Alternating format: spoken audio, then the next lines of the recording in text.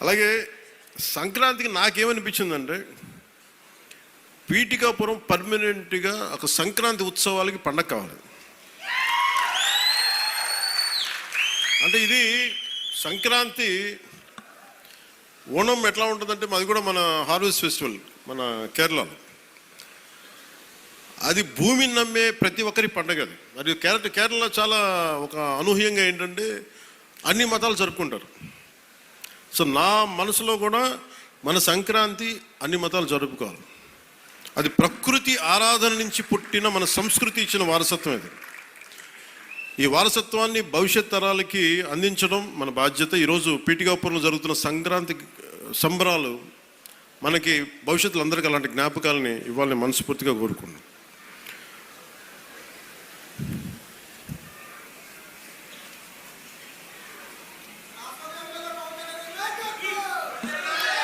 మాట అలాగే సంక్రాంతి అనగానే నేను మెయిన్గా ఎందుకు చాలా నాకు అనిపించిందంటే గోదావరి జిల్లాలండి, కోడిపందాలండి, జోదాలండి, సంక్రాంతి తాలూకు అంటే సంక్రాంతి అంటే కోడిపందాలు, జూదాలు, పేకాట. ఓకే, నేను సరదా అదేం కాదంటలేదు, చేసేవాళ్ళని చేసుకోమని చెప్పి నాకు ఇబ్బంది లేదు. కానీ అంటే నేను తెలంగాణ స్నేహితులు కూడా చెప్తా ఉంటాను. హైదరాబాద్ నేనే ఇంట్లో ఉంటే, నేను హైదరాబాద్లో ఉంటే ఇప్పుడు 10 years బ్యాక్ మేము ఎక్కడికి వెళ్తా అంటే మేము భీమవరం వెళ్ళిపోతామండి, లేదంటే మేము తూర్పుగోదావరి వెళ్ళిపోతాం. దేనికి అంటే మేము అక్కడ ఈ కోడి పందాలకి ఎంత డబ్బులు వేస్తారని నాకు తెలియదు కూడా తెలియదు. నాకు అప్పుడు అర్థమైంది. అంటే నేను అనేది సంక్రాంతి అంటే కేవలం కోడి పందాలు, పేకాట, జూదం దగ్గరికి పరిమితం అయిపోతే రాంగ్ ఇండికేషన్ వెళ్తుంది సొసైటీకి. ఇంకెక్కడ వెళ్ళాం మనం. అది మార్పు రావాలి అంటే, ఎందుకంటే మన సంస్కృతిని మనల్ని దేనికైతే అసలు మూలం ఎట్లా ప్రారంభం అది మర్చిపోయాం అనుకోండి, మర్చిపోతే అది దారి తప్పేస్తాం. అప్పుడు మీకు మెకాలే చెప్పినట్టుగా ఒకరిని దెబ్బ కొట్టాలి, ఒకరిని సంస్కృతిని, దేశాన్ని వైపౌట్ చేయాలంటే ముందు వాళ్ళ సంస్కృతిని చంపేయడం. సో ఇది సంస్కృతి మూలాల్ని పరిరక్షించడానికి, మర్చిపోకూడదని చెప్పడానికే ఈ వేడుక ఈ రోజున పీఠిక. ఇది మొత్తం రాష్ట్రంలో ప్రతి నియోజకవర్గంలో ఇది అవ్వాలి.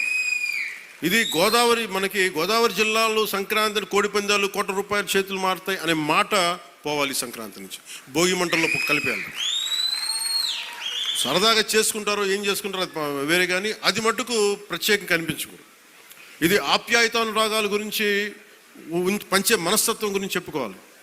ఇందాక మనం చూసిన హరిదాసు కీర్తనల గురించి చెప్పుకోవాలి. గరగ నృత్యాలు, గంగిరెద్దులాటలు, కోలాటలు, భజనల గురించి చెప్పుకోవాలి. అలాగే నవతరానికి మన సాంప్రదాయాల విలువల గురించి, కళారూపాలు, సృజనాత్మక ప్రక్రియల గురించి తెలియాలి.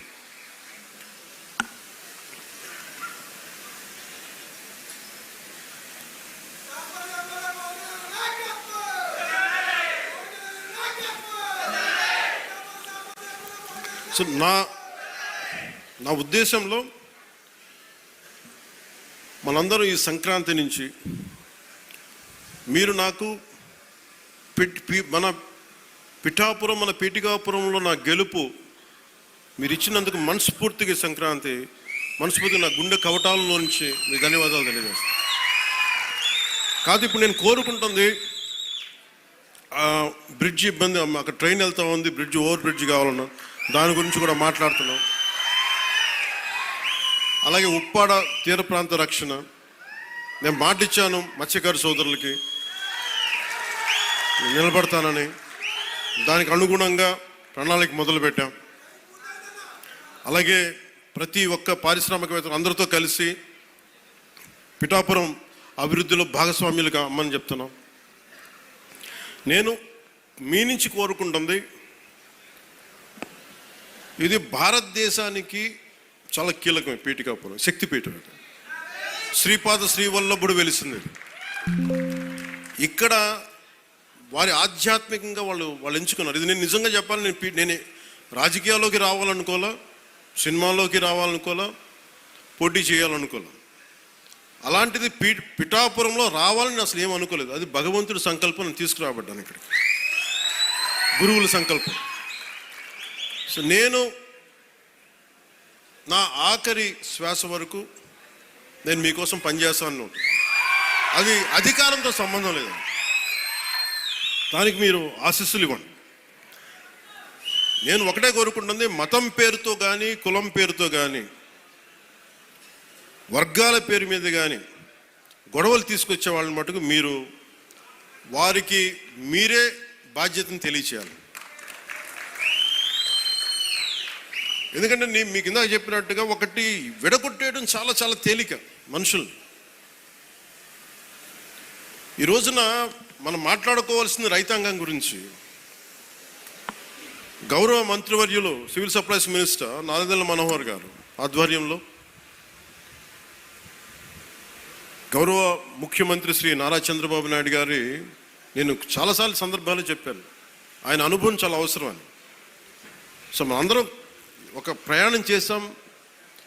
అలా చేయబట్టే ఈ రోజున సివిల్ సప్లైస్ ద్వారా 7 లక్షల మంది రైతుల నుంచి 40 లక్షల మెట్రిక్ టన్నుల ధాన్యం సేకరించిన ధాన్యానికి సరిగ్గా 24 గంటల లోపే 9,300 కోట్ల రూపాయలని చెల్లించడం జరిగింది.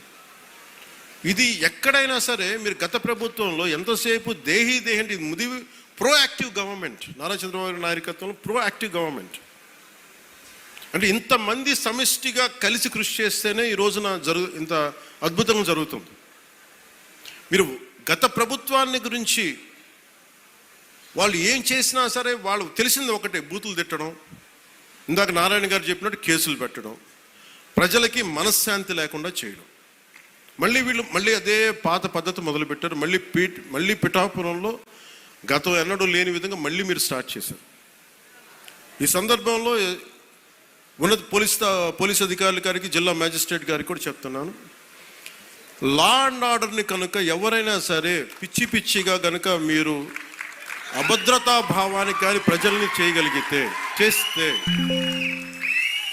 అస్సలు ఉపేక్షించద్దని చెప్తున్నాను. నా మాటలు చాలా మెత్తగా ఉన్నాయి కానీ చేతలు చాలా చాలా గట్టిగా ఉండి గుర్తుపెట్టుకోండి. ఇది మిడివల్ పీరియడ్ కాదు కాబట్టి నా మాటలు చాలా నియంత్రణతో ఉన్నాయి. చేతలు చాలా చాలా గట్టిగా ఉండి గుర్తుపెట్టుకోండి. అందుకని మీరు రాజకీయ పరంగా ఏదైనా చేద్దామంటే సంతోషం, అది మీరు ఒక విమర్శ చేయండి, ఇక్కడ అభివృద్ధి బాగలేదు, ఇంకోటి బాగలేదు. కానీ మీరు కులాల మధ్య, మతాల మధ్య గొడవ పెట్టేద్దాం అనుకుంటే వాటిని మెరుగు నేను వ్యక్తిగతంగా చాలా పర్సనల్గా తీసుకుంటాను. ఎందుకంటే I believe firmly in the foundations of our constitution. నేను రూల్నే మాట్లాడతా, రూల్నే అప్లై చేస్తా. అది దయచేసి ఉన్నతాధికారులందరూ, అది మీరు కలెక్టర్ గారు కావచ్చు, ఎస్పీ గారు కావచ్చు, మీరు ప్లీజ్ అది మీరు చాలా ఫర్మ్గా అప్లై చేయండి.